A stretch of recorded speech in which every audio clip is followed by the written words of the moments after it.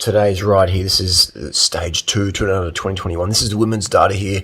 We'll get to the men in a sec. This is Sarah Gigante. I thought this was a special mention. I reckon this is the ride of the tour. Incredible 40k solo broke away, just smashing past all the other girls. No one could hold a wheel today. She just literally rode off the front. Look at that cadence, 85 cadence. Average weight of power, 229 watts. She's about 50-something kilos, 52 kilos. Crazy ride, very well done there. And then this is Papping off the front there, Fox Creek Road. He went off for the win. Look at that. Kellen O'Brien looking back. Kellen O'Brien did 542 watts up this climb. 542 watts. He's not the sort of guy you'd loan a bike to, would it? He'd be coming out the strip bottom bracket thread. 542 watts. So yeah, it's big bust up on the Fox Creek finale, and the finish was just over the hill about 6k later. So you can sort of see here, this is Chris Harper on the move again.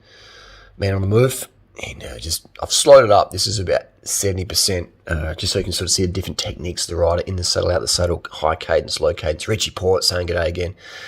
Richie Port did a bit of domestic work duties today to help Pap get up the road, chasing the brake back, etc. A lot of local riders doing pretty well in this tour, and a big mix of different tech. You got disc brakes, you got rim brakes, you got some guys who are resisting the rim brake.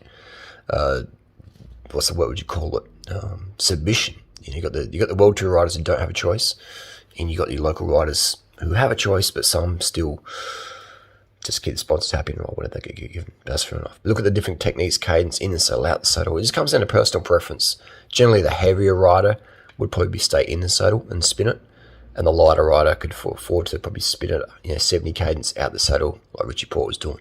So it depends on your personal preference, but you want to have enough gears either way. So the difference in times today, this is filmed with the Samsung phone, by the way. Differences in times today was about 4 minutes and 2 seconds for the front runners. These guys are doing about 5 minutes to 6 minutes at the back. These guys are probably doing about 5 minutes. But yeah, incredible conditions today.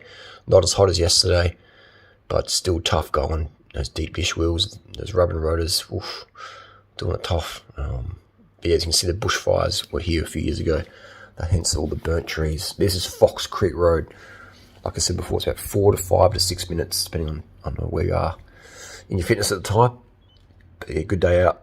Won today, I think, by Pap. So that he went over the top, kept it kicking, and soloed to the win. Tomorrow we're going up Wollonga Hill, and I think Chris Harper could be on the money for tomorrow.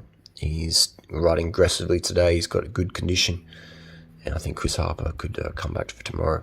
But again, for the overall win, Durbridge seems to have it wrapped up with a big 2+ minute gap, which is sort of unheard of in 200 times. But he did really well yesterday in that Barossa.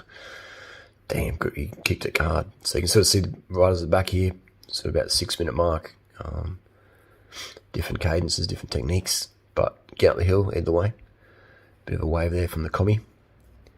And this is the cars at the back, full of spares and stuff like that. The caravan of dreams, because you're going to chuck in the back of the car to get your dream done.